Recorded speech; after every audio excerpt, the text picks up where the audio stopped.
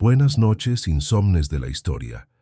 Has llegado al rincón donde la oscuridad reconforta, el insomnio se convierte en ritual, y la historia, la verdadera, la cruda, la incómoda, te arrulla como un secreto al oído.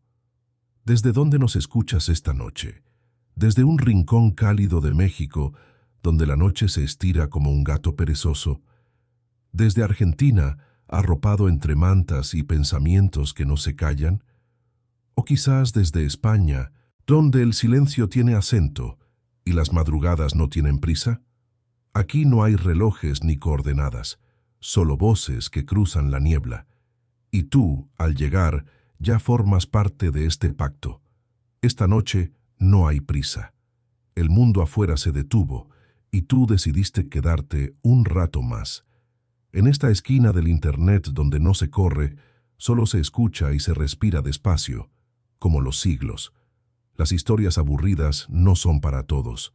Pero si llegaste hasta aquí, quizás es porque no buscas ruido. Buscas el susurro de algo viejo, torpe, humano. Y eso es justo lo que tenemos para ofrecerte.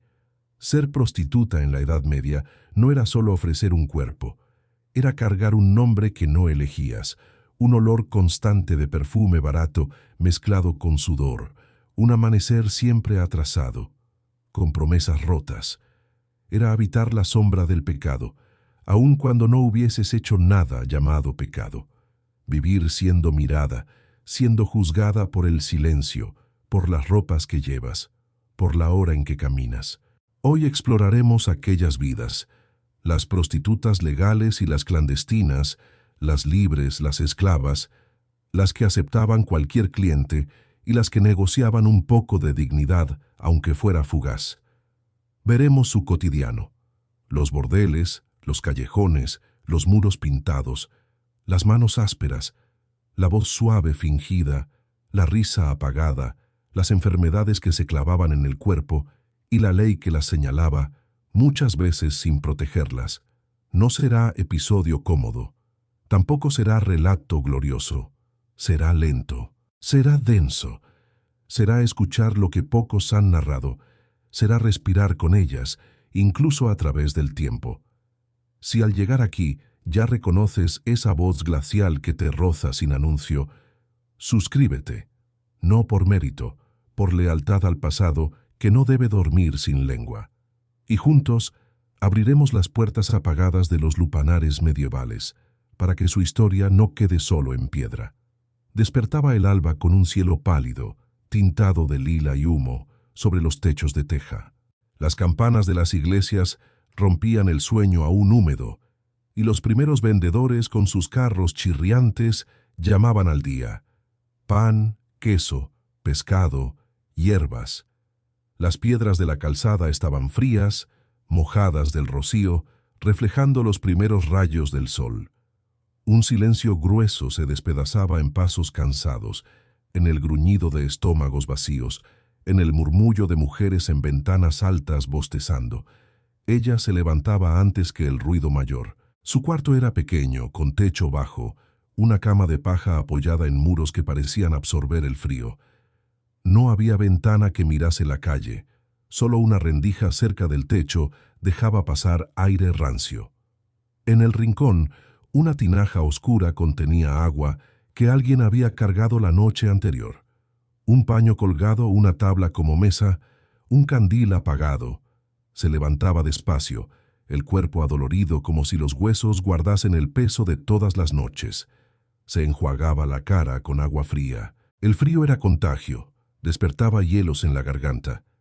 Vestía una túnica simple de lino áspero, con mangas cortas que dejaban ver cicatrices antiguas, quemaduras de brasas caídas, marcas de manos que apretaban demasiado, moretones que ya ni dolían tanto.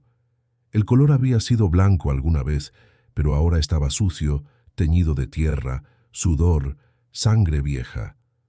Tomaba un aceite barato, lo ungía en brazos y cuello, olía a hierbas silvestres, a ajo quemado, a tierra mojada, a sudor añejo. Se sujetaba el cabello con tiras de tela, lo peinaba hacia atrás apresuradamente, sin espejo grande. Solo un pequeño espejo de metal pulido, con bordes mellados, donde su reflejo vacilaba. Comía poco: pan negro, restos de mermelada, aceitunas que crujían al morder, agua templada si estaba limpia, si alguien la había traído del pozo, a veces restos de caldo, verduras marchitas, quizá un trozo de queso húmedo. Más que alimentarse, era contener el hambre. Beber agua porque la sed no podía esperar, sin lujo, sin especias que alegraran el gusto, sin promesas de abundancia. Cada mordisco recordaba que había cuerpos semejantes en la calle, que la competencia era despiadada, que mañana podría no haber cliente. Luego, el mercader que vendía especias pasaba cerca, las canastas repletas, los aromas de pimienta y azafrán flotando fugaz. Ella inhalaba esa dulzura y la retenía para sí, como si pudiera beberlo con la nariz. A veces esperaba furtiva detrás de la puerta, viendo cómo compraban otros, cómo tocaban tela fina, cómo llevaban senos libres, cabezas limpias. Comparaba, deseaba no estar marcada con sudor. A media mañana había que preparar el día, pintarse un poco, si había polvo rojo o carmín, adornar las muñecas con brazaletes de latón, ponerse algún velo si el cliente lo exigía, amasar el harto orgullo que quedaba, pedazo a pedazo. Lavaba los pies si encontraba agua en la pila comunitaria. Frotaba la piel con ceniza de leña o hierbas secas para quitar olor. No se olía bien, nunca, pero se aspiraba a tocar lo más cercano al decoro que los posibles clientes vieran. El mediodía pasaba lento, con calor, con sombras que huían. La calle se volvía fuego bajo el sol. Ella aguardaba en la entrada del callejón, o tras la cortina abierta, o en el patio interno del burdel si lo había. Escuchaba el canto lejano del herrero, el repiqueteo de los martillos, el mugir de las bestias de carga, las conversaciones apagadas de mujeres en ventanas, los pasos apresurados de los que ya habían comido y vuelven al trabajo, dejando bastantes monedas sueltas. Y entonces venía el primer cliente, un hombre de rostro surcado, manos ásperas, sudor mezclado con olor a vino. Veía su cuerpo como quien ve algo que ya ha sido visto muchas veces, pero aún guarda curiosidad. Él le pregunta precio. Ella pregunta por el tipo: ¿rápido? ¿Silencioso? ¿Con arte o sin arte? Negocian el precio, silencios, roces de dedos, toques apenas sentidos. Puede optar por madera dura o lecho rudimentario. Puede decidir si accede a cubrirse con velo, si exige lavarse. Si no, acepta. Porque cada cliente es moneda, cada silencio, supervivencia. El cuerpo entra en el acto. Hay dolor, hay placer fingido, hay sabor metálico de nervios, hay temor del estómago que no come lo suficiente para fortalecer la espalda. Las caderas tiemblan, la piel se estremece, los labios se cierran fuerte para no gemir demasiado, para no abrir grietas que luego despellejen la dignidad. Y cuando las manos se acercan, hay oportunidad de mirarse en sus ojos si lo permiten. A veces ella lo hace. Busca reconocimiento aunque sea un segundo. Un eres humana sin palabras. Terminado el acto, el cliente sale con monedas en la mano, sin mirar atrás. Ella recoge lo que cayó. Monedas contadas, respiraciones entrecortadas, sudor en las sábanas si hay cama, o directamente sobre tablas. Se estira un brazo, quizá una gota de lágrimas si el cuerpo ya no tiene refugio para contenerlo.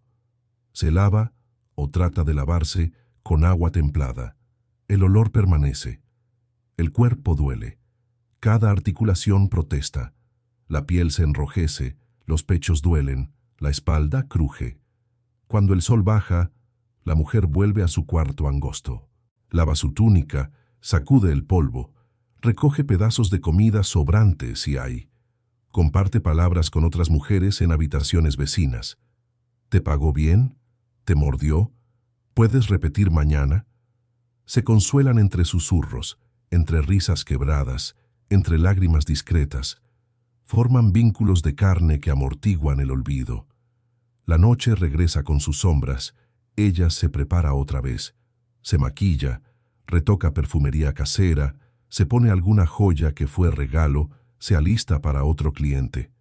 El frescor de la luna en la cara, el olor del vino residual en el aliento. Y espera. Aunque parezca mentira, la historia no acaba ahí. Roma quedó atrás. El imperio se fragmenta, los reinos germánicos avanzan, las ciudades amuralladas se multiplican. En esas tierras templadas o frías, altas o bajas, ser prostituta en la Edad Media era inventar cada día una salvación pequeña, un refugio, a la vez que habitar un precipicio. No bastaba con ofrecer el cuerpo. Había que negociar la legalidad, el escarnio, la supervivencia emocional. Despiertas al alba en una ciudad que apenas respira. Las aves comienzan su canto con torpeza sobre los tejados de teja roja. Los grillos callan todavía bajo el rocío.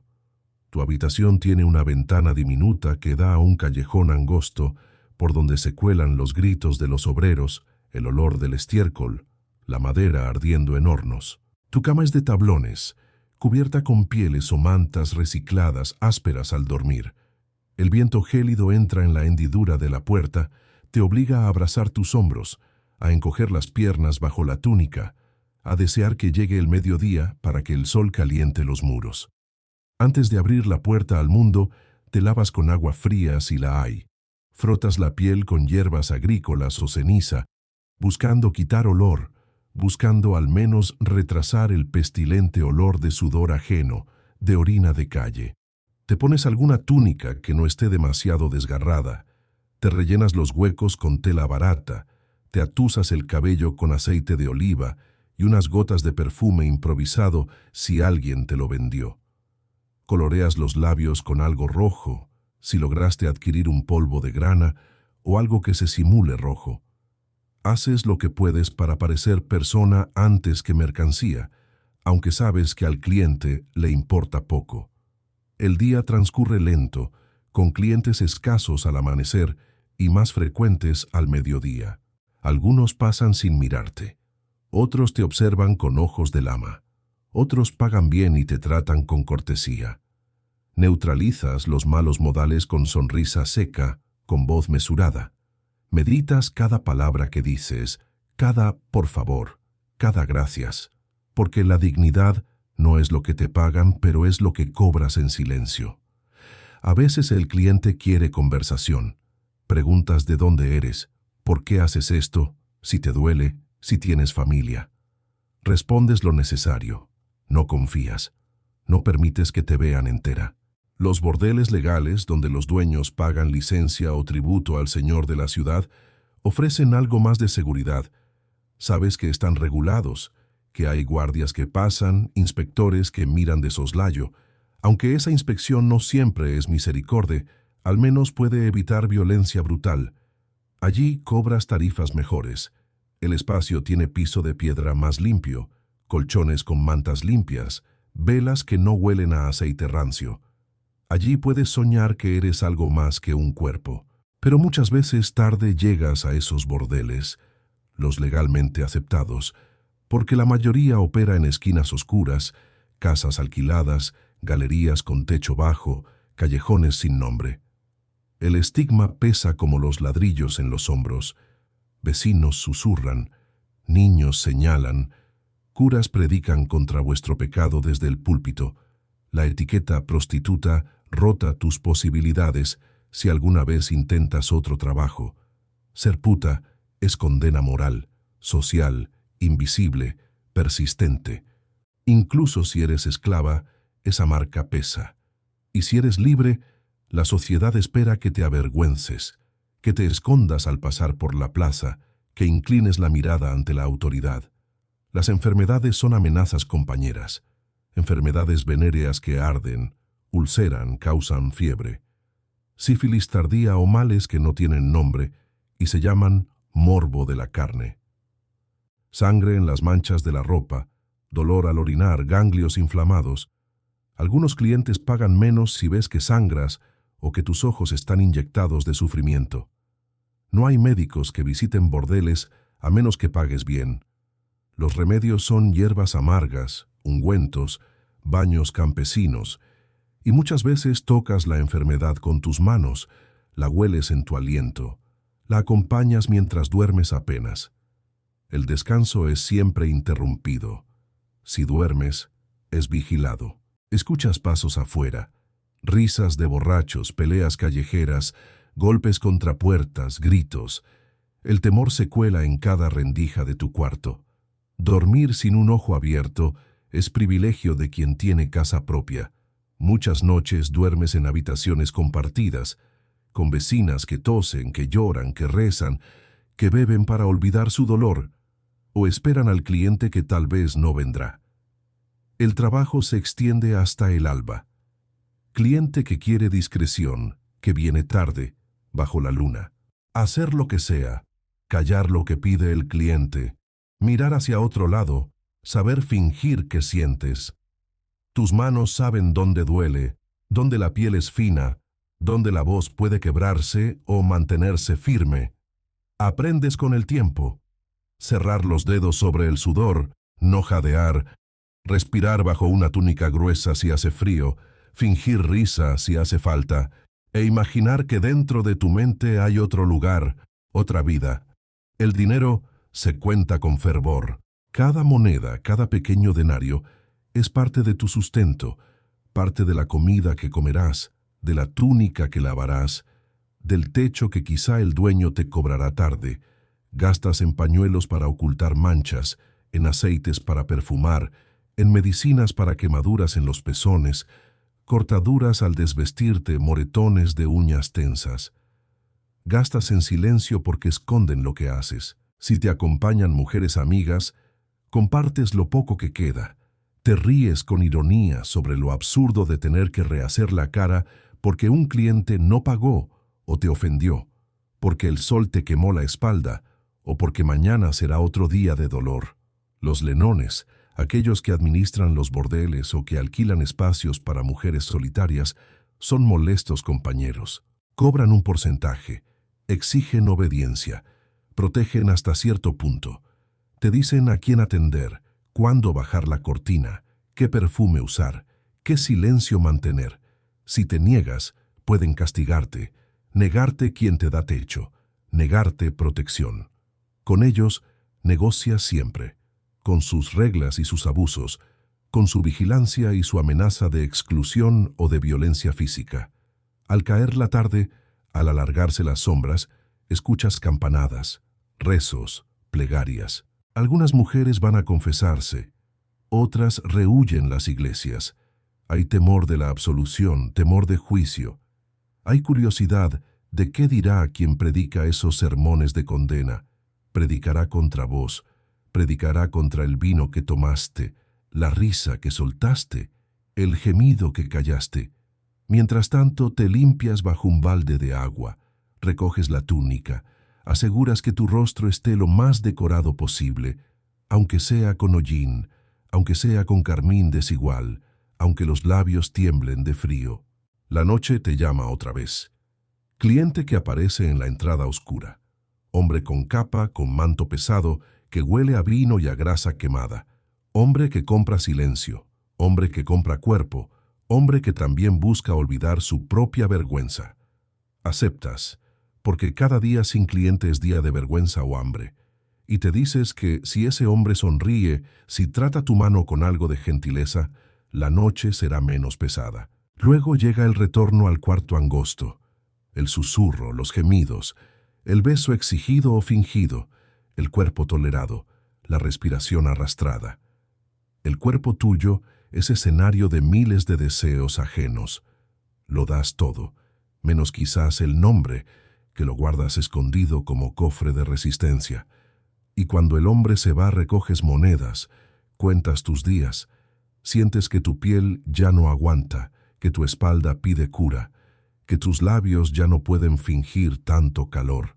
Te lavas lo que puedes. Piensas en quién eres detrás de esta criatura del deseo nocturno. A veces lloras, a veces ríes sin ganas, a veces te acuestas deseando que el alba no llegue, y otras esperando que traiga lluvia que lave tu memoria, aunque sea un poco. Pero el amanecer termina siempre llegando, tan despacio como castigo, tan claro como espejo brutal. El alba aún no ha arrancado completamente, cuando ya el rumor del sermón se filtra por los callejones. El predicador hablará hoy de pecados, de lujuria, de almas extraviadas.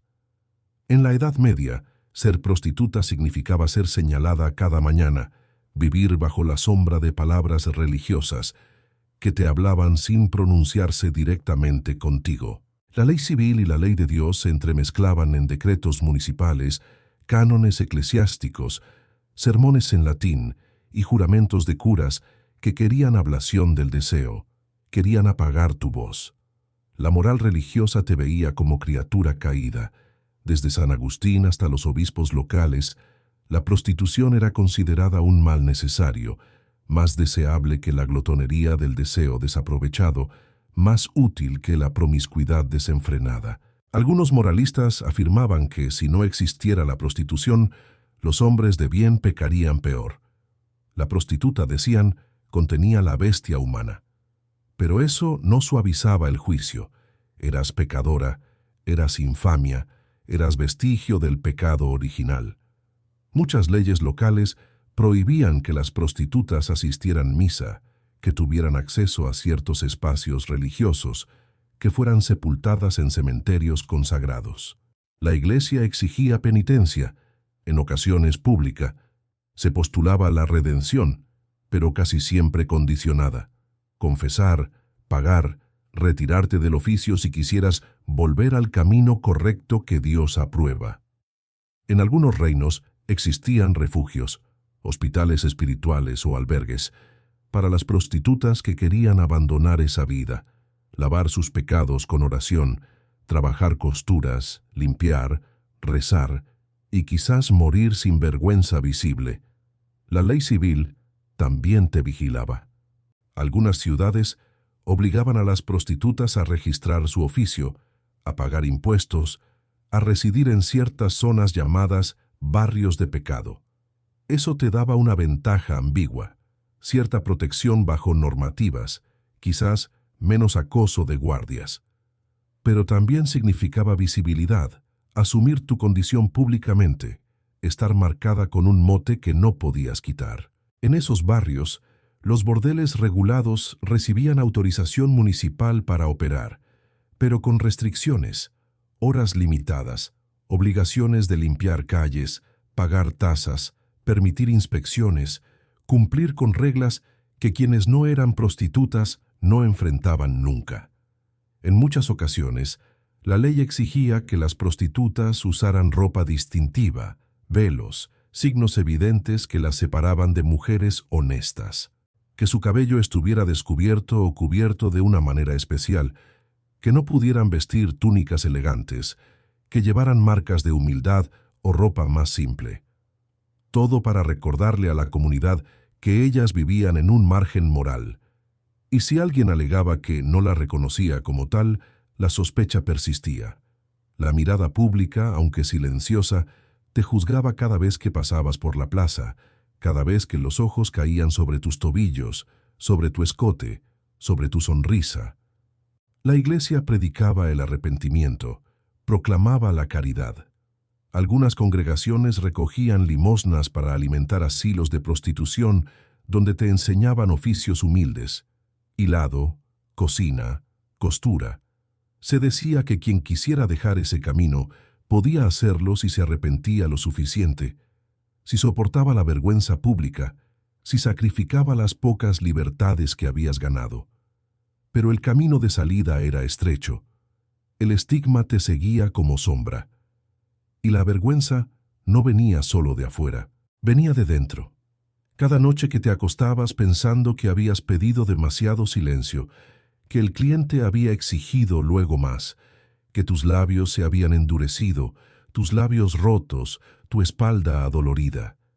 Te mirabas al espejo pequeño, ves manchas, ves arrugas nuevas, ves el cuerpo que ya no pertenece a ti del todo. Esa vergüenza interior se mezclaba con miedo. Miedo de enfermedades, miedo de muerte temprana, miedo de que tu hija heredara el rumor, miedo de que alguien reconociera tu cara en la calle y te escupiera. Las voces del pueblo contaban lo que la ley también decía: eres instrumento, eres objeto, eres herramienta de descanso de otros, pero no eres persona entera. A veces llegaba el miembro del clero con mano dura, predicando misericordia, pero hundiendo el dedo en la culpa, diciendo que tu placer fingido era mentira, que tu dolor verdadero era pecado, que tu cuerpo era templo, y lo profanas, lo usas para lo que no es sagrado. Algunas cortes reales intervenían. Edictos prohibían bordeles en ciertas fechas religiosas, prohibían que las prostitutas asistieran a procesiones, que usaran adornos en días santos, que ofrecieran servicio esos días del calendario litúrgico. En festivales donde la ciudad se santificaba, la moral exigía que tu silencio se hiciera visible, que tu cuerpo se encogiera, que la túnica se alzara menos, que la voz se apagara un poco. Pero también había zonas de tolerancia, pueblos lejanos, ciudades mercantiles donde el dinero contaba más que el juicio moral. En esas ciudades, los bordeles eran fuente de ingreso para algunos gremios de artesanos. Las administraciones cobraban tasas, los reglamentos municipales reconocían la prostitución como un mal necesario. Algunos filósofos o juristas la debatían. ¿Debe permitirse para prevenir delitos peores? ¿Deberían las prostitutas tener algún derecho? ¿Pueden casarse si dejan la prostitución? Las respuestas dependían del lugar, del obispo, del señor feudal, de la costumbre.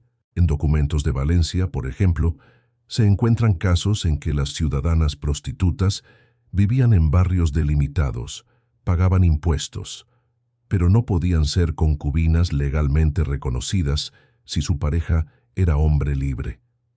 En Barcelona y otras ciudades mediterráneas, relaciones entre prostitutas y hombres libres existían, con tolerancia silenciosa, a veces aceptadas si no rompían la moral pública. También hay voces individuales que relatan la agencia de las mujeres, denuncian explotación de proxenetas, exigen mejores condiciones, escapan de bordeles abusivos, intentan salvar su nombre, educar su hija, mantener su cordura.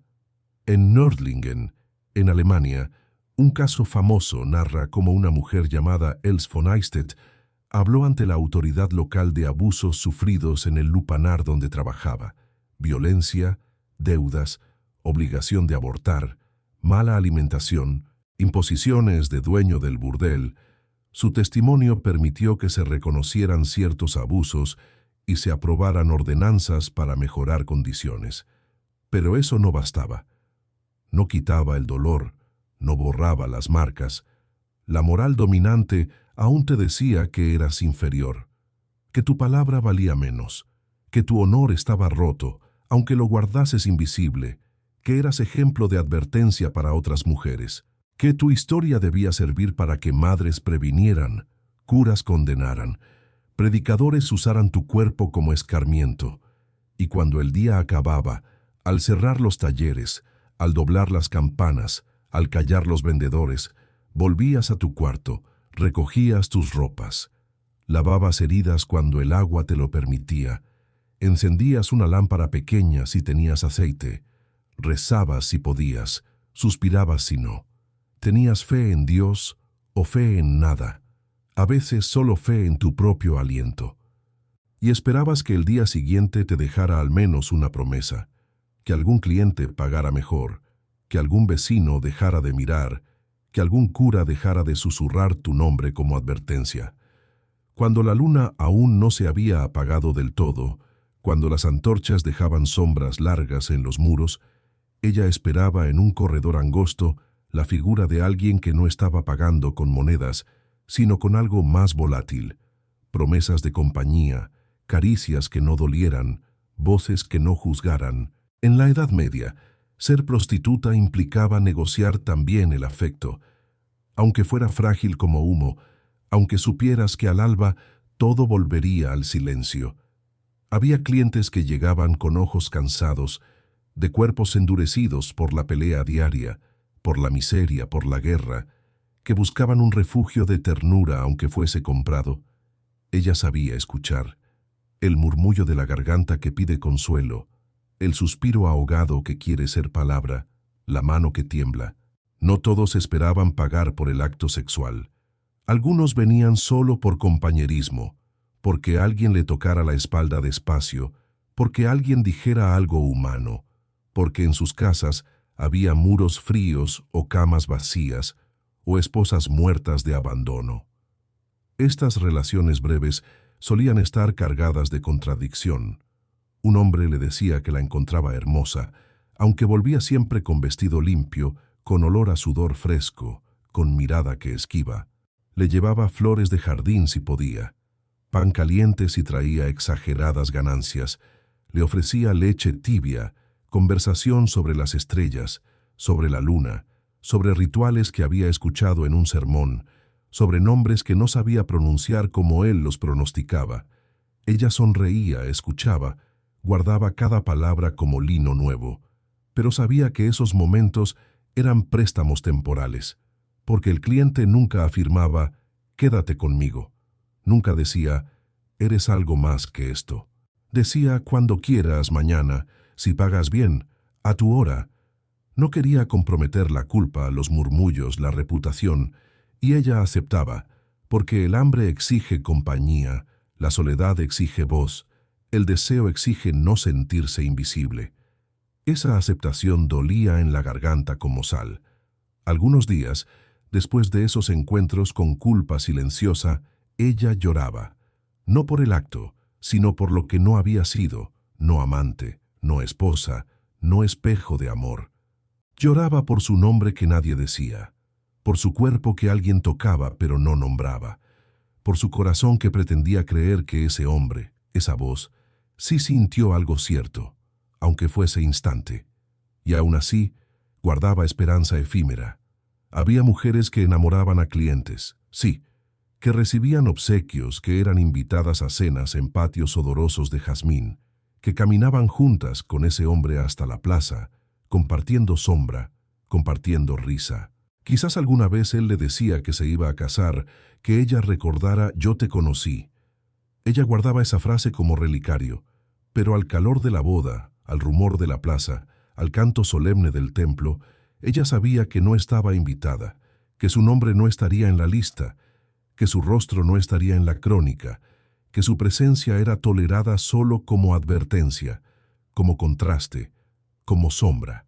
La maternidad era otra forma de amor prestado. Algunas prostitutas tenían hijas, algunas tenían hijos.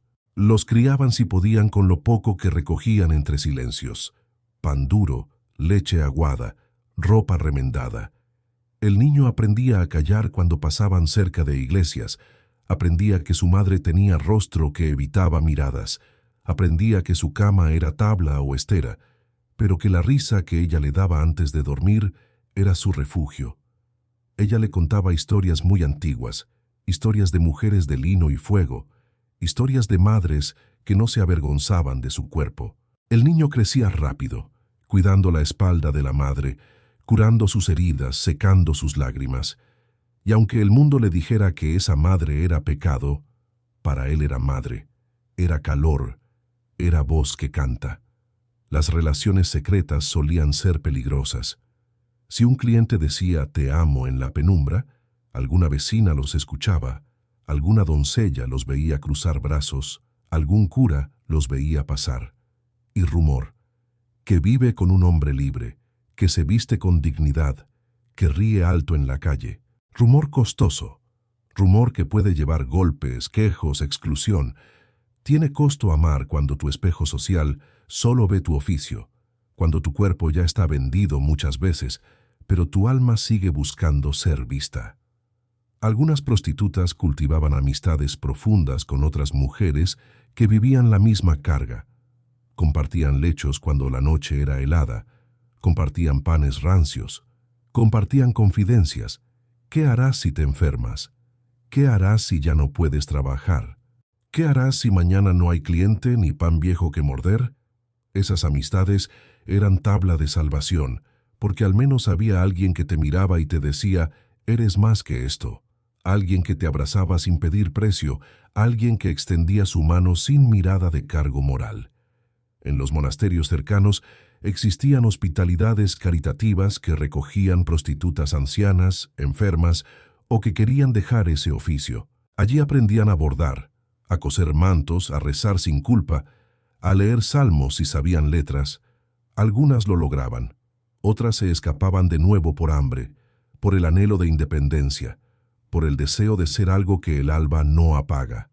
Dejar de ser prostituta era un ideal tan costoso como amar sin júbilo, porque la libertad se compra con ovejas, con túnicas nuevas, con reputación, y reputación para ellas apenas existe si la noche la calla. Pero en ese mundo crudo también existían gestos de ternura genuina, de amor fuera del pago.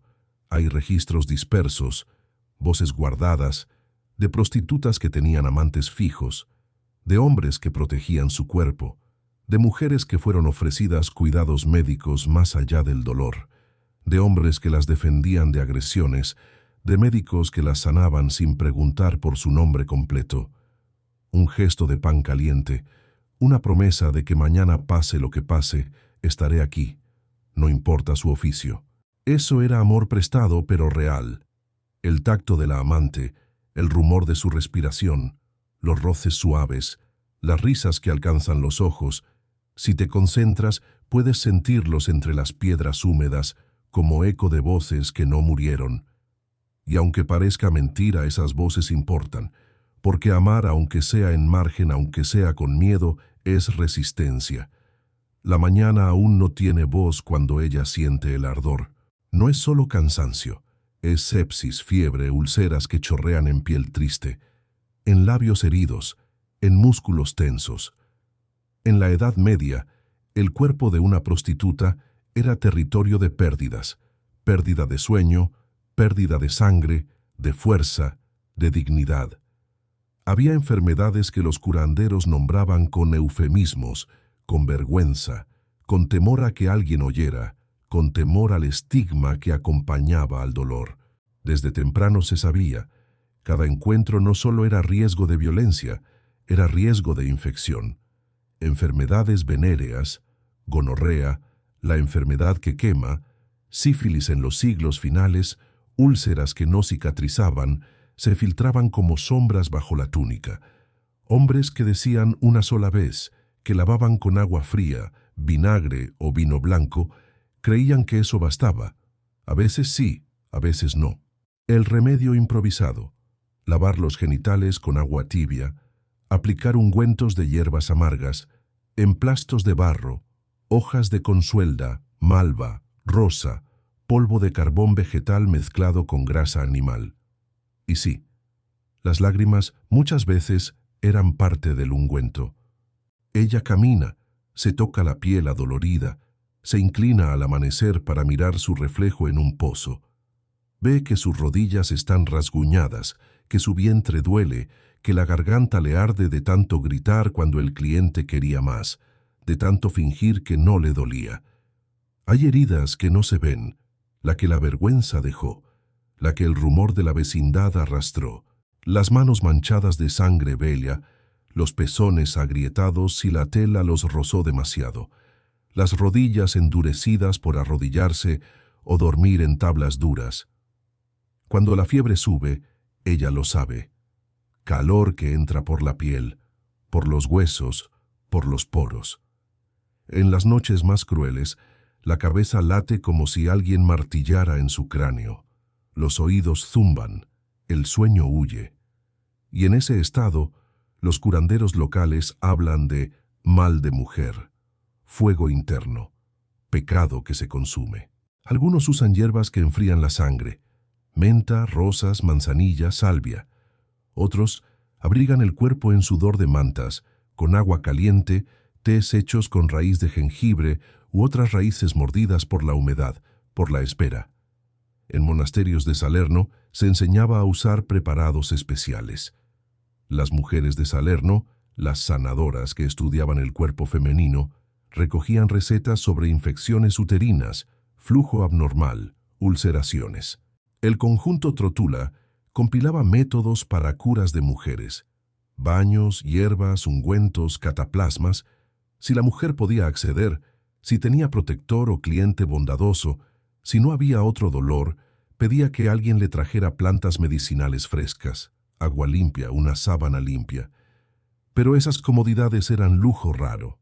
Muchas prostitutas vivían en bordeles que no se limpiaban, camas que no se lavaban, ropa sucia que se compartía, hipocresía médica, el polvo, las pulgas, los piojos se colaban en sus vestidos, en su pelo. El rascarse era lo primero al levantarse, lo último al acostarse. Beber agua era riesgo, agua del pozo contaminada, del río que trae desechos, del estanque estancado. Bañarse era privilegio. Si había fontana pública, si la ciudad permitía, si no molestaba, si alguien lo pagaba. Muchas noches dormitaba con la ropa puesta, sudada oliendo a hombre y a vino derramado, a sudor viejo. Además, el embarazo no buscado era sombra persistente. Algunas prostitutas quedaban embarazadas de clientes que luego se iban, de hombres que no querían responsabilidad. Algunas abortaban en secreto con pócimas de hierba fuerte, ruda, perejil, o con instrumentos rudimentares, riesgo de muerte, riesgo de esterilidad. Y si el embarazo seguía, criar sola era maldición. Las hijas pequeñas dormían con ella en el lecho áspero, compartían la manta. El tabú mayor era la menstruación. En muchos lugares se decía que durante el período eras impura, contagiosa, que nadie debía tocarte. Si el cliente lo ignoraba o exigía lo contrario, la prostituta aceptaba porque no había fuerza para rechazar. Algunas se escondían esos días, se cubrían, evitaban clientes, pero perder ingresos implicaba no comer, no vestir, no pagar deudas. La mortalidad era también compañera. Enfermedades pulmonares si trabajaban al frío, tuberculosis, agravadas por el aire húmedo y la cama fría, epidemias que se llevaban cuerpos febriles, la peste que no distinguía profesión, pero cuya cercanía al insalubre exacerbaba. La vejez a menudo llegaba antes de lo que se dice, espalda hecho polvo, rodillas rotas, vista turbia, dientes perdidos. Curar era un arte hecho de superstición y espera. Si había suerte, tocaba curando benevolente. Una curandera vieja que sabía de hierbas, que recogía trébol, que disecaba hojas de malva, de rosa, de ajo, mezclaba con grasa de animal, aceite, vino, juten dorado si lo conseguía. Ungüento que aplicaba al final del día. Envolver con tela limpia si la hay. Rezar a santos protección. Poner reliquias si te lo permiten. A veces también baños con agua caliente, con infusión de flores, con vinagre, con sal gruesa, con hierbas de olor para lavar algo más que la piel, lavar la culpa, el olor, el miedo. Pero muchos remedios son dolorosos. Un emplasto que quema, una cataplasma que pica, hierbas que causan ardor, líquidos que escuecen, venda que oprime. Los remedios baratos traen cicatrices. Los ungüentos caros son reservados para aquellas con protector. Si se infecta la herida, hay que limpiarla con garrotas, raspar lo que el pus ha corroído, aplicar cenizas, polvo de madera quemada o carbón, mezclar con aceite y miel.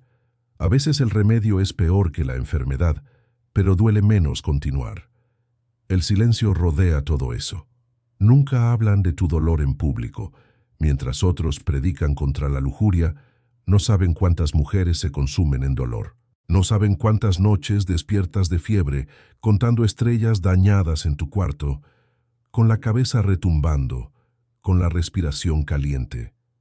No saben cuántas veces has pensado en morir para no sentir más, para no cargar vergüenza. Y a pesar de todo, ¿qué haces cuando la luna te empuja a trabajar otra vez?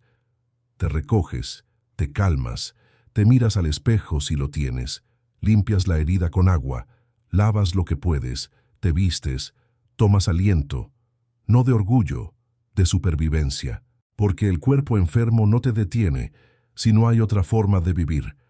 El aire se enfría al caer la tarde, se espesa con rezos no pronunciados, las sombras se alargan y con ellas los rumores, porque en la Edad Media, mucho de lo que dolía en el cuerpo también dolía en la conciencia.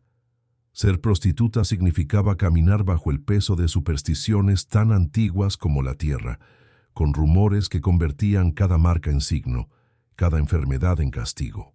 Y la moral muchas veces no venía escrita en leyes, sino en el murmullo de los curas, en la mirada de las vecinas, en los sermones de la iglesia, que prometían cielo, amenazaban infierno, juzgaban cuerpos ajenos. Te levantas otra vez, cuerpo entumecido, vientre revoltoso, espalda pesada como si durmieras sobre piedras. Tú sabes que si despiertas con fiebre, con dolor, alguien susurrará que es pecado, que la sangre que brota de tu piel, que las llagas que no sanan, que los sudores nocturnos, podrían ser señales de que has cruzado una frontera invisible, la de la impureza, que hay lugares en tu cuerpo donde Dios ni los santos se atreven a mirar. Las supersticiones ficticias pesan más que el frío. Si sangras fuera de tiempo, si tus ciclos no siguen el calendario del pueblo, si tus fluidos huelen distinto, si tu pecho está hinchado, si tus pezones supuran, si tu mirada vacila al alba, se dirá que has atraído mal de ojo, que has sido tocada por demonio leve, que has sido castigada por tu oficio, por tu deseo, por la mirada que intercambiaste con un cliente sin lavarte, sin rezar, con la piel sucia, con el olor viejo. Cada mancha, cada flujo, cada espasmo es rumor que se convierte en acusación silenciosa. Las viejas del barrio preparan mezclas de hierbas poco reconocibles para los ojos de los que miran rectitud. Raíz de agrimonia, hojas de sauco, pétalos marchitos, ceniza de madera quemada en el fuego de cocina, gotas de orina de gato, dicen, para contrarrestar el mal que viene de afuera, de la noche, del deseo vendido, de la carne expuesta. Pon esto en un paño, déjalo sobre la herida, reza a Santa Margarita, que ella aparta los males que nadie ve. Y ella lo hace, aunque sabe que puede arder, puede picar, puede infectar aún más si la cena fue escasa, si el sueño no vino, si lavó con agua sucia. Rumores más terribles aún, que la prostituta embarazada, si logra concebir, estará condenada al sufrimiento, al abandono, que su hijo será fruto de pecado, rumor peligroso, que la enfermedad venérea podría dejarla estéril, que podría perder miembros o perder la vida, que el cuerpo enfermo es cuerpo maldito, que no merece compasión, sino limpieza, que Dios castiga con peste interna al que viola su ley, aunque la ley humana la tolere. Y la Iglesia lo pregona. Penitencia, confesión, purgatorio. Brahmanes de la fe predican. Tu oficio es pecado, pero aún eres criatura de Dios. Si te arrepientes, puedes redimir tu alma. ¿Pero qué dice la comunidad? Pues que tu arrepentimiento debe mostrarse con silencio, con humildad, con falta de joyas, con vestir pobre, con evitar calles principales, con bajar la voz al pasar al lado del templo. Si te ven con túnica decorada, con perfumería, con semblante alto, te llaman descarada, pecadora. Las regulaciones civiles muchas veces reflejaban esos miedos. En muchas ciudades europeas, los bordeles estaban ubicados en zonas marginales, lejos de iglesias, de plazas públicas. Las autoridades permitían su existencia, pero querían que no las vean, que no te invierten en la mirada limpia del hijo de comerciante, del estudiante, del cura, que tu presencia se oculte tras muros, tras callejones oscuros, tras puertas de madera cubierta, que solo la noche te saque a la calle y que al amanecer te recojas, invisibilizada. Había normas sobre higiene, aunque la higiene medieval no se parezca a lo que hoy entiendes: baños en ciertos días, limpieza de ropa, cambio de mantas, evitar pestilencia, quemar hierbas aromáticas en las camas. Pero muchas prostitutas no tenían acceso a agua limpia ni jabón, ni a cambios de ropa frecuentes, ni a vasijas limpias para lavarse. Cuando la autoridad municipal ordenaba inspecciones y permitía baños públicos, la prostituta pagaba doble por su invisibilidad, una vez por el cliente, otra vez por lavarse, otra vez por esconder lo que la sociedad la obliga a mostrar. Además, el castigo espiritual se mezclaba con lo físico. si enfermabas demasiado, si el flujo olía, si las llagas no cerraban, si la fiebre te daba alucinaciones, se pensaba que el pecado te perseguía en carne viva. Confesores exigían sacrificios, plegarias, oraciones silenciosas, asistir a misas, penitencias. Algunas mujeres llevaban consigo reliquias, medallas de santos, escapularios, rosarios rudimentarios, para rezar por la sanación. Algunas aceptaban estos objetos como consuelo, aunque sabían que llenar el cuerpo de metal o madera no cura llagas ni hambre, pero calma el rumor. Los predicadores escupían sermones de fuego en domingos. La prostitución corrompe no solo el cuerpo, sino el alma. Aquella que vende cuerpo, vende su dignidad. El pecado llevado con aire ligero hace que Dios cierre los oídos al llanto. Tú los escuchas desde tu ventana baja, lo sientes en las gotas que caen del techo, lo ves en la mirada de quien evita tu sombra, y cada palabra cae en tu pecho como golpe invisible. Pero también había defensas, silenciosas rebeldías, mujeres que negaban el rumor, mujeres que cuidaban su cuerpo con lo poco que tenían, lavar con agua de lluvia, perfumarse con flores de huerto, limpiar la cama cuando pueden, ayudar a otras a limpiar. Algunas organizaban juntas para comprar ungüentos, para conseguir aceite, para compartir agua limpia. A veces una curandera del pueblo trae remedios gratis, hierbas del bosque, baño en río, masaje de espalda ardiente. No curan toda herida, pero alivian. No desmontan el rumor, pero alivian. Y si el dolor físico era insoportable, algunas recurrían a la plegaria no para redención, sino para consuelo. Pedían a Dios que la sanara, que le diera fuerza, que al menos mañana no duela tanto. No piden misericordia, piden que la lluvia borre el sudor, que la brisa enfríe la fiebre, que el alba los encuentre sin fiebre, sin vómito, con la garganta que todavía permite hablar. Finalmente, el cuerpo enfermo se convierte en memoria. Cicatrices que el espejo no borra, manchas que la cama conserva, dolores que se arrastran como rumor cada vez que caminan, cada vez que suben escaleras, cada vez que la túnica les roza los muslos. El dolor físico se combina con el dolor del silencio. Nadie pregunta qué sientes cuando toses y sangras, cuando te arden los órganos, cuando temes que la muerte esté tan cerca porque la sangre se ha agotado, porque la piel se ha vuelto frágil. Y aún en esa napia de fiebre, de pesadumbre, de urgencia, de superstición, ella se levanta al amanecer, limpia su cuerpo lo que puede, coge agua fría para la cara, cambia la túnica si no está rota, se coloca el velo si lo tiene, espera que el cliente no note su fiebre, su dolor, sobrevive otro día. La noche cae lenta y pesada, se enrosca en los callejones, se desprende de los puentes de piedra, se desliza por las ventanas agrietadas. En cada rincón oscuro donde una prostituta se refugia, nace una voz rota que lucha por alzarse. En la Edad Media, no todas las mujeres aceptaban su destino sin murmullo.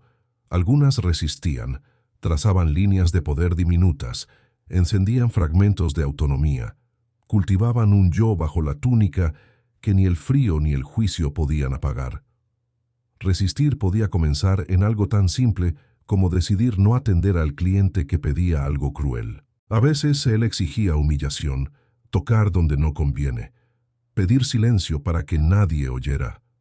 Ella lo negaba, cerraba la puerta, guardaba su cuerpo con dignidad. Esos pequeños rechazos eran petróleo en la herida del sistema. Costaban dinero, costaban aislamiento, costaban mirada de vecinos, pero preservaban algo esencial, la conciencia de que su cuerpo no era pura mercancía. Algunas mujeres aprendían a guardar su propio archivo interno, una biblioteca secreta de momentos que no entregarían al precio de una moneda. Un gesto amable de un cliente, una manta puesta al amanecer, pan extra, una palabra de ternura, se convertía en reliquia, en memoria de cuerpo. Esas memorias guardaban calor cuando el alba era piedra fría, cuando la túnica estaba rota, cuando nadie la veía salvo para pagar. En ciudades mercantiles, bordeles regulados permitían cierto grado de organización colectiva.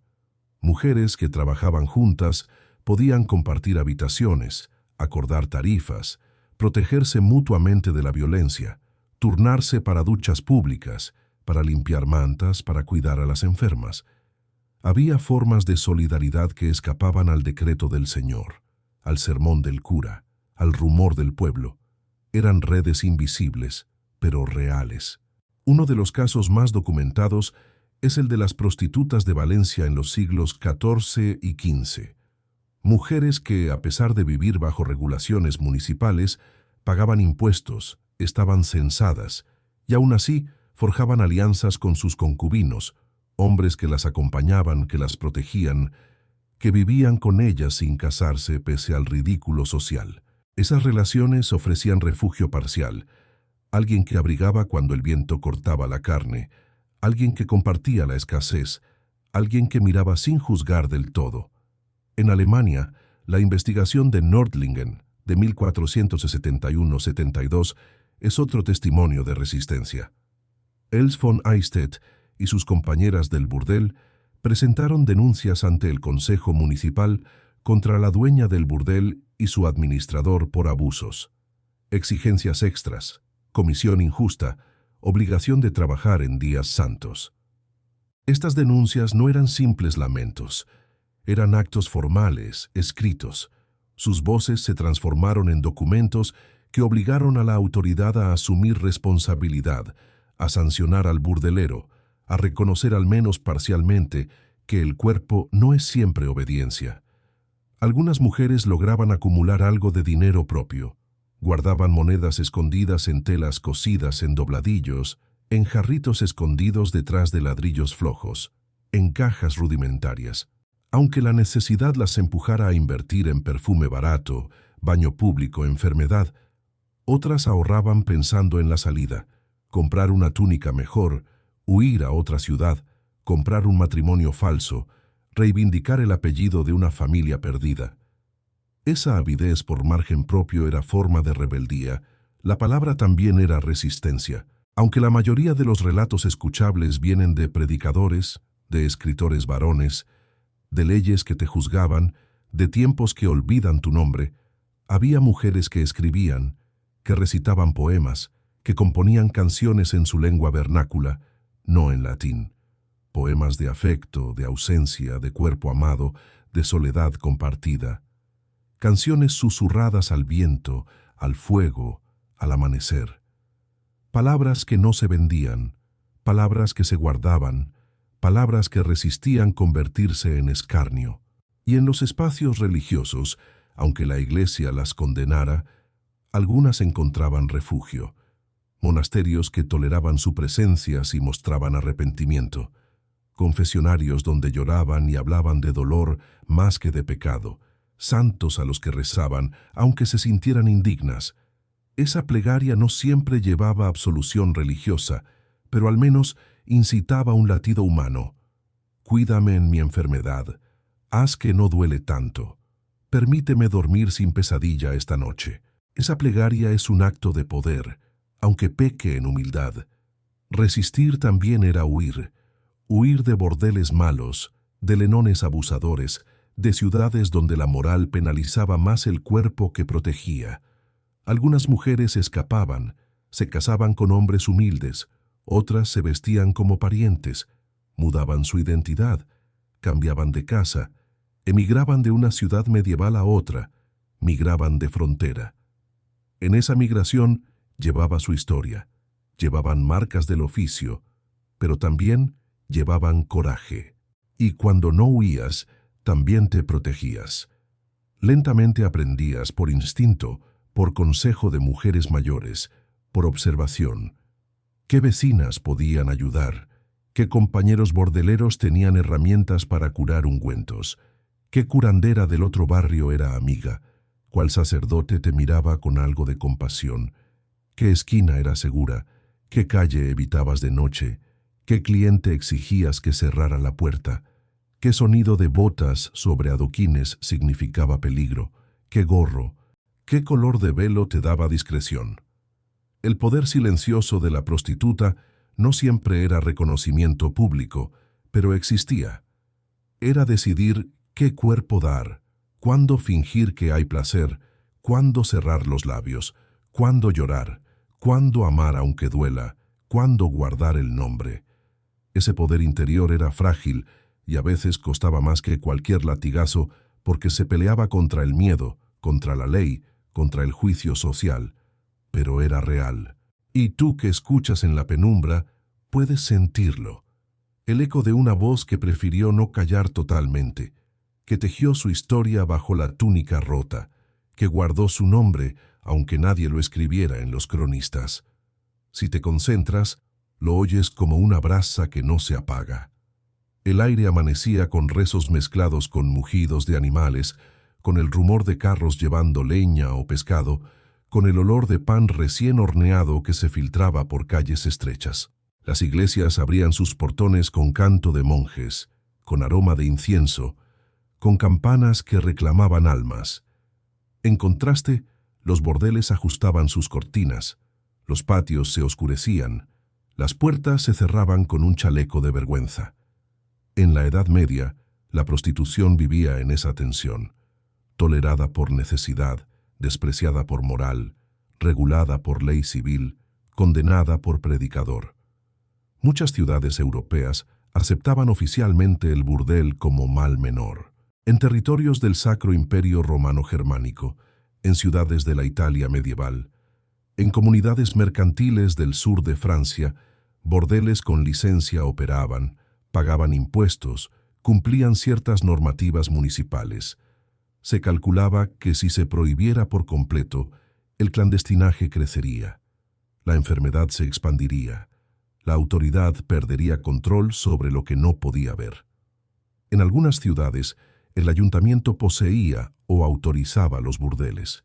Los dueños, a veces mujeres, a veces hombres, pagaban una renta o tributo urbano a cambio de que los bordeles funcionaran dentro de ciertos horarios, dentro de áreas delimitadas, lejos de iglesias principales, lejos de mercados respetables, lejos de plazas donde se celebraban procesiones. Se requerían que las puertas estuviesen cerradas en ciertas horas de la noche, que las ventanas estuvieran cubiertas, que no se mostrara cuerpo provocativo desde la calle.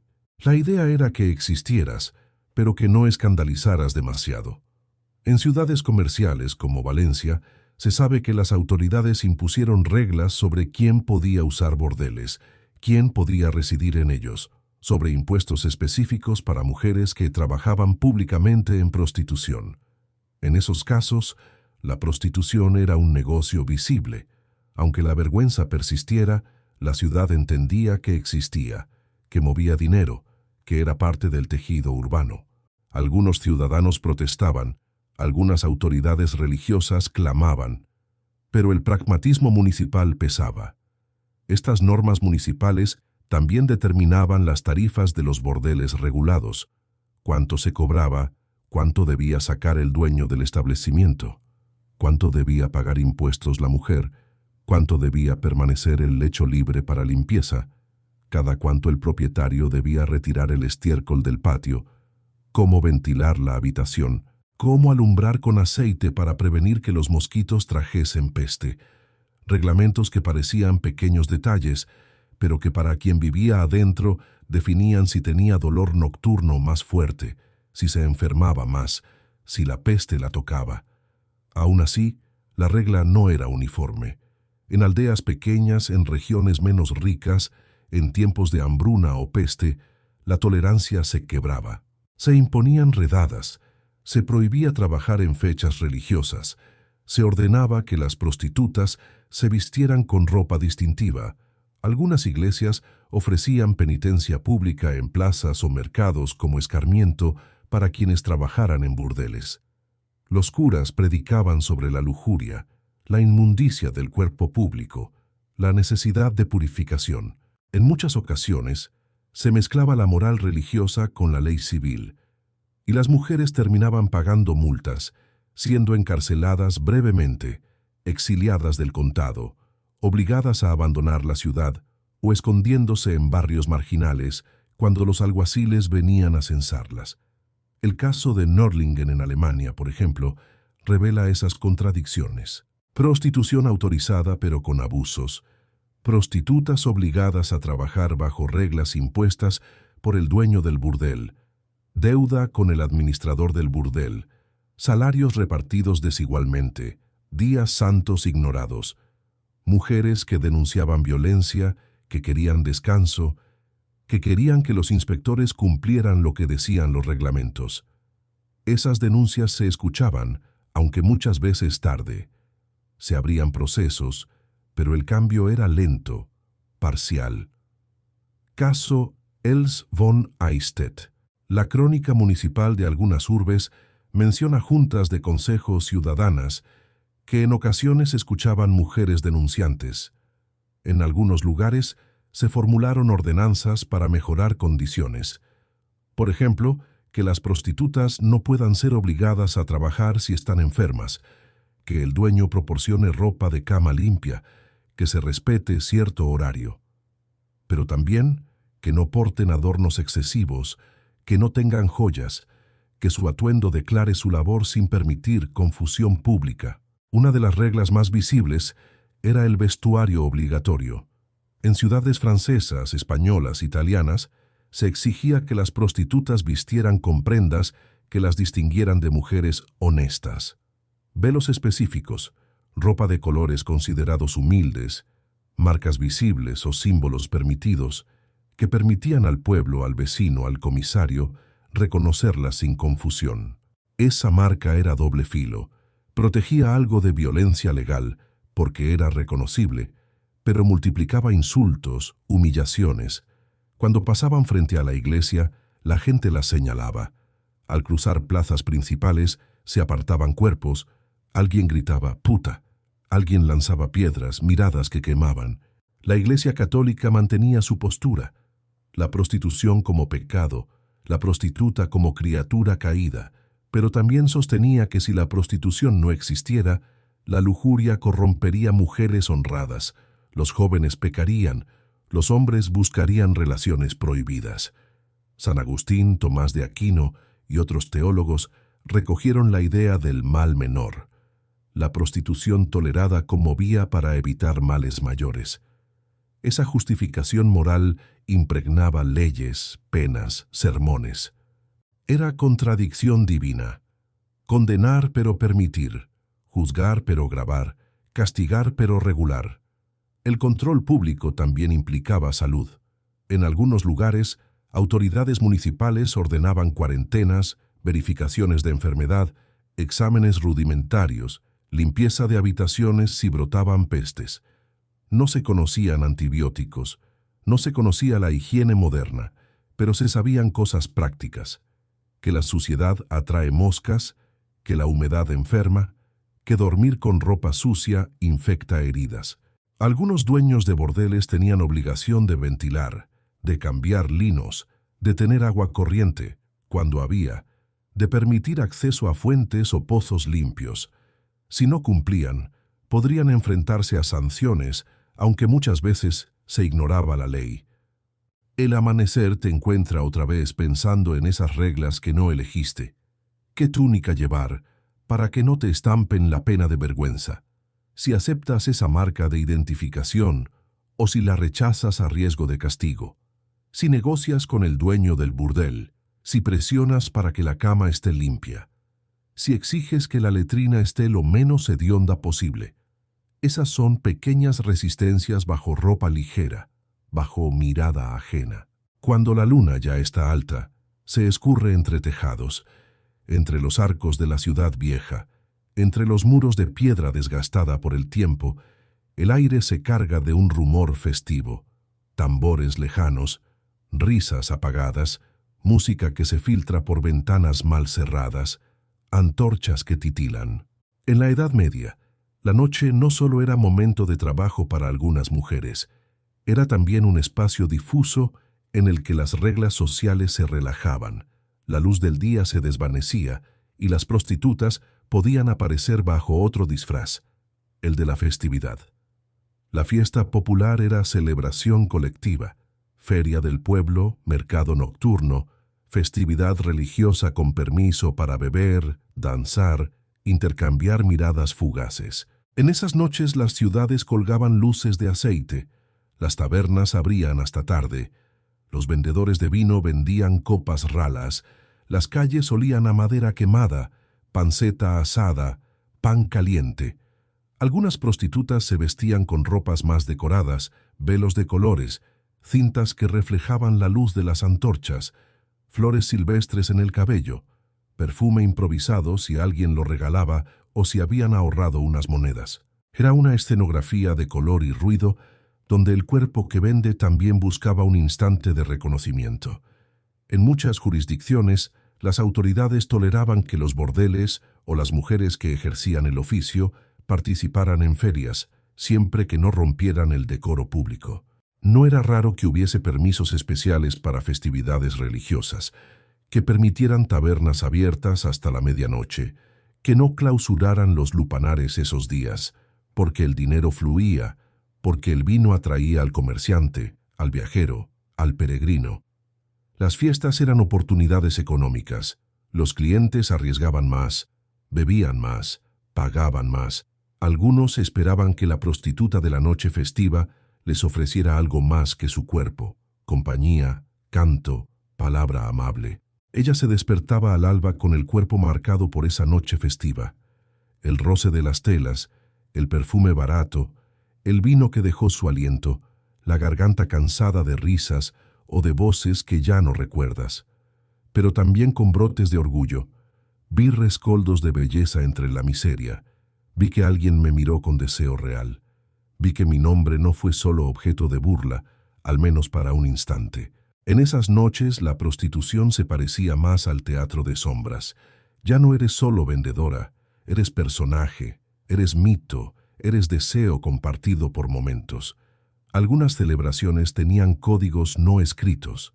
Se esperaba que ciertas prostitutas acompañaran las procesiones religiosas como parte de la masa de peregrinos que bebían vino, que oraban con una mano y con la otra ofrecían sonrisa a quien pasaba cerca, que en días de mercado grande se abrieran ventas de tela fina, de joyas de imitación, de ropas festivas, y algunas prostitutas que ahorraban mucho podían comprar un velo mejor, un anillo dorado, una flor en el cabello, algo que dijera que esa noche vale más.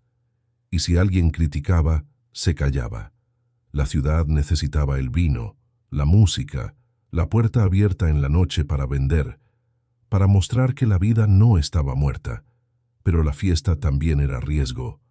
Las multitudes atraían miradas insultantes, el escarnio público, el toque violento de manos desconocidas. En la luz de la antorcha que parpadea, caían sombras exageradas, se distorsionaban los cuerpos, se mezclaban olores, orina, sudor, vino agrio. Si la túnica festiva era demasiado ligera, se rumoreaba. Si la risa era demasiado franca, se acusaba. Si el cuerpo estaba marcado, se señalaba. La cercanía de la multitud era doble filo, invisibilidad y exposición al mismo tiempo. En algunos lugares, las autoridades aprobaban festividades donde la prostitución quedaba semioculta. Permitían que mujeres se sentaran en plazas secundarias, que cantaran coplas en las calles, que el vino corriera, que la música animase el paso, pero con reglas, que no desnudaran demasiado, que no cantaran con voz altiva, que no se acercaran a niños o templos, que pagaran un impuesto especial de fiestas. Si alguien sobrepasaba, corrían riesgo, confiscación de bienes, arresto, insultos públicos, penitencia. La fiesta relajaba la moral, pero no eliminaba la autoridad. Cuando la celebración ardía, algunos maleantes veían oportunidad, borrachos pidiendo compañía, viajeros solitarios que buscaban un abrazo, espectadores que ofrecían algo de dinero extra. Algunas prostitutas hacían más dinero esas noches festivas, hombres que no venían si no hubiera música, si no hubiera baile, si no hubiera comida.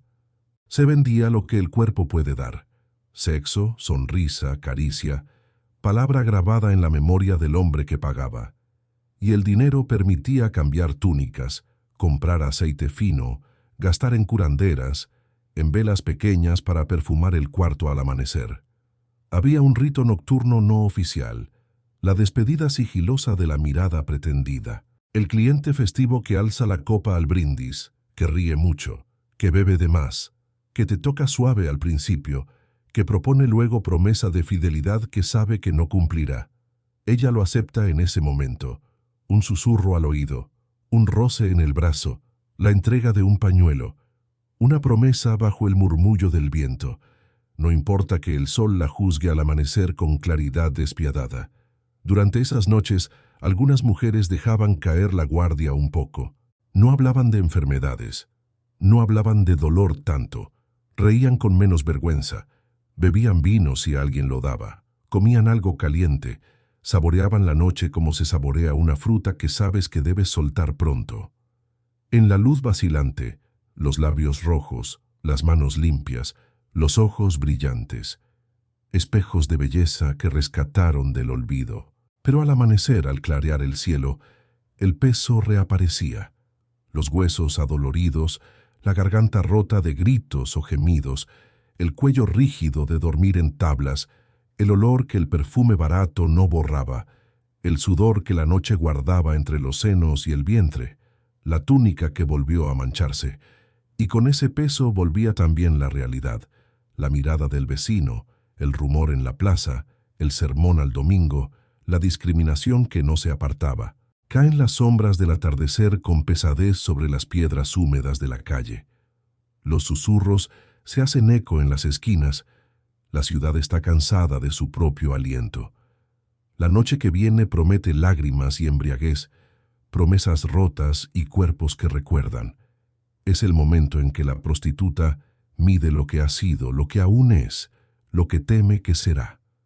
El ocaso trae consigo no solo la oscuridad física, sino el reconocimiento del desgaste.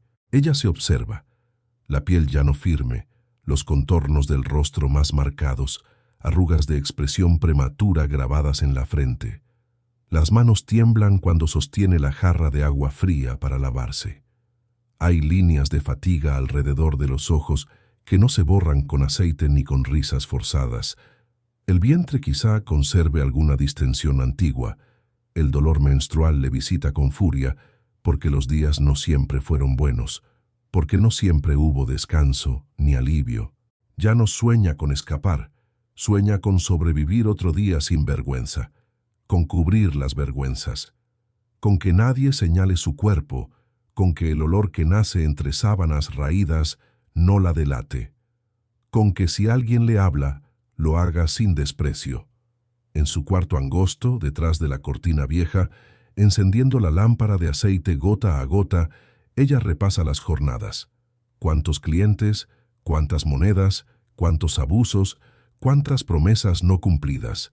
Observa las cicatrices, mira los moretones, atiende los costados que ya no duelen tanto, solo vibran con el frío de la madrugada. El miedo se desliza silencioso. Miedo a enfermedad que no cura, a fiebre que la debilita, a gangrena, a cánceres que nadie nombra, a la muerte que podría venir esta noche y nadie la extrañaría. Miedo a la ley cuando cambia, al cura que predica, al vecino que ve y luego cuenta. Miedo a la soledad también. Si mañana no hay cliente, si no hay quien le pase una manta, si no hay agua limpia para lavarse. Miedo a que su hija, si la tiene, herede no solo su nombre, sino su destino. Ser mirada, ser juzgada, ser llamada puta como escarmiento. Pero hay algo que no la deja rendirse, porque en esos cuerpos gastados hay memoria. Memoria de almuerzos compartidos, de risas robadas, de caricias tímidas que supieron ser amor aunque breve, de noches de fiesta en las que se sintió viva. Memoria de palabras honestas, de clientes que pagaron algo más que dinero, de amigas que limpiaron las heridas con manos amigas, sin preguntar, sin juzgar. Esa memoria es llama pequeña, pero encendida. Le da fuerzas para levantarse al alba, para aflojar la túnica rota, para mirar al espejo diminuto y decirse, aún resisto. La mirada pública quizá no deje de juzgarla. Quizá mañana alguien la insulte al verla cruzar la calle. Quizá alguien invoque al cura. Quizá alguien le lance piedras de palabra. Pero ya ha aprendido que no toda mirada es condena, que algunos ojos ven más allá del oficio, que hay quienes comprenden, porque han visto dolor, han visto mujeres, han visto vidas que no piden compasión, piden reconocimiento. El ocaso no solo marca los años, marca también despedidas silenciosas. Se despide de la juventud robada, del cuerpo que era apto para cantar bajo brasas, de la piel que amanecía tersa. Se despide de la ilusión de que algún nombre propio la recuerde, de que un testimonio oficial la nombre no por oficio, sino por persona. Se despide de días sin dolor, de noches con ternura. Lo despide, lo viste de nostalgia, y sin embargo, pese al ocaso, sigue para adelante. Porque la vida no es elección de solo luz o solo sombra. Porque hasta la sombra tiene música, hasta el dolor tiene ritmo. Porque amar aunque duela, reír aunque tiemble, vivir aunque la vigilia pese, es un acto de coraje que pocos reconocen pero muchos veneran. Ella sabe que en su cuerpo llevas la ciudad entera, los prejuicios, la ley, la moral, el hambre y la risa, la fiebre y los besos prohibidos. Ella sabe que su historia será narrativa, rumor, leyenda silenciosa, que su nombre tal vez no esté en los libros de historia, pero su cuerpo será testimonio, su memoria será poema, su resistencia canción. Y así, en la penumbra de esta noche que no se acaba, se pregunta, ¿qué queda de mí cuando los otros solo ven lo que compraron? ¿Qué queda de mí cuando silencio es la mitad de la verdad? ¿Qué queda de mí cuando duermo con los demonios de mis heridas? El viento se ha quedado inmóvil ahora, las sombras ya no se retuercen en los muros. Solo quedan tus ojos, tus oídos, tu piel que escucha esta historia. Has caminado conmigo por calles de piedra, por habitaciones húmedas, por noches de sudor, por mañanas de dolor. Has mirado lo que pocos se atreven a mirar, la tristeza que se construye con silencio, la belleza que se sobrevive en las grietas de la vergüenza, la resistencia que palpita aun cuando el cuerpo dice, ya no puedo más. Ser prostituta en la Edad Media no era solo trabajar de noche, era adoptar una identidad que no elegías, cargar palabras que te nombraban sin permiso, ser espejo donde se reflejaba el deseo, la condena, la necesidad. Fue vivir donde el minuto está medido, la moneda está sudada, el cliente es en parte máscaras, en parte heridas. Fue saber que cada gemido puede quedar impreso en la memoria del otro, que cada sonrisa fingida puede doler más que un insulto, que el cuerpo puede curarse, pero que el alma, muchas veces, cicatriza lento, con cicatrices invisibles. El silencio fue su compañera más constante, silencio cuando el vecino la veía pasar con la túnica rota, silencio cuando olvidaba su nombre y lo repetía para sí misma, silencio en los muros que no contaban su historia, silencio en sermones que la señalaban con dedos piadosos. Silencio también en la cama vacía, en las caricias que no llegan, en las palabras que nunca se pronuncian. Pero también hubo voz, voces que se pronunciaron aunque temblaran, voces de mujeres que no aceptaban insultos sin réplica, que cuidaban heridas, que compartían pan, que soñaban con ser vistas más que objeto de transacción. Voces de resistencia silenciosa, aquella que tejía alianzas, aquella que guardaba monedas, aquella que alzaba la cabeza aunque luego bajase la mirada para pasar desapercibida. La memoria colectiva de las prostitutas medievales es mezcla de dolor y coraje. No vive en los libros oficiales, sino en los susurros de callejones, en los testimonios de bordeles clausurados, en las denuncias que no salieron a la luz hasta siglos después, en los gestos anónimos que aún laten cuando escuchas historias como esta. No es memoria grandiosa, sino íntima. No espera reconocimiento, pero merece respeto. Quizás este relato te dejó inquietud. Quizás despertaste con una sombra de reflexión, con compasión adormecida, con preguntas nocturnas que no tienen respuestas claras. ¿Qué habría sido diferente si el mundo ofreciera dignidad en lugar de condena? ¿Qué tan fuerte debe ser una mujer para sobrevivir el juicio sin voz? ¿Qué parte de nuestra compasión está dormida, esperando no ver más cuerpos que sufran en silencio?